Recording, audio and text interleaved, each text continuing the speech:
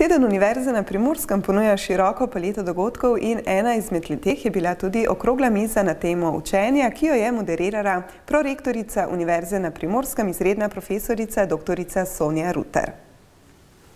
Namen okrogle mize z naslovom Kaj je znanje in učenje v svetu neskončnih sprememb je bilo predvsem soočiti različna mnenja, stališča, različne zorne kote in iskati ustrezne načine, poti učenja, poučevanja in tudi vloge univerze, predvsem zato, ker predvidevamo, da se današnje generacije, mladi ljudje učijo na različne načine, drugače kot recimo v preteklosti. Na okrogli mizi so sodelovali rektor Univerze na Primorskem, profesor dr. Dragan Marušič, docentka dr. Sonja Čotar-Konrad, dr. Ana Krajnc, Matija Jenko in dr. Tomaž Grušovnik.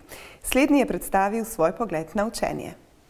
Ja, učenje mi pomeni predvsem učenje tega, kako lahko dobim informacije in jih med sabo povežem, da lahko potem lažje zaživim. Se pravi, ne zgolj neko zbiranje informacij, ampak pravzaprav iskanje nekih načinov, kako lahko grem ne samo na ta nek čist praktičen način skozi življenje, ampak tako, kako lahko nekaj naredim. Predstavil pa je tudi vlogo učitelja. Učitelj je definitivno ne v tem, da bi podajal znanje, ker do znanja lahko danes praktično vsak pride sam, po spletu, kjerkoli, te informacije so dostopne.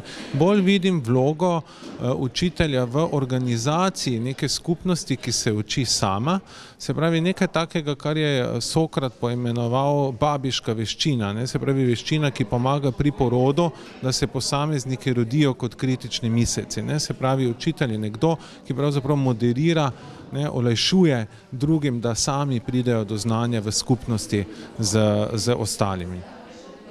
Na Univerzi na Primorskem veliko pozornost posvečajo novim metodam izobraževanja, v tem duhu je tudi sklepna misel okrogle mize.